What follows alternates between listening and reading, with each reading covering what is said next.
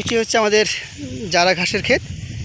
আমরা এই যে এই এক কেল থেকে আরেক কেল মাঝখানে আমরা 4 ফিট জায়গা রেখেছি এবং এক ছোপা থেকে আরেক ছোপা, এটাও 4 ফিট, প্রায় 4 ফিট জায়গা রেখেছি।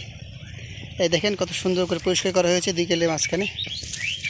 এই 2 কেলের মাঝখানে সুন্দর পরিষ্কার করা হয়েছে। এই 2 কেলের মাঝখানে সুন্দর পরিষ্কার করা হয়েছে।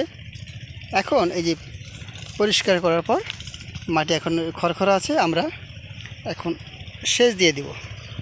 এই মোটামুটি পুরো ক্ষেত্রটা আমরা এখন সেচ দিব। এই ঘাসগুলোর বয়স হচ্ছে 1 মাসের মতো। এখন হচ্ছে আমরা সেচের ব্যবস্থা করতেছি। পাইপ লাগানো হচ্ছে।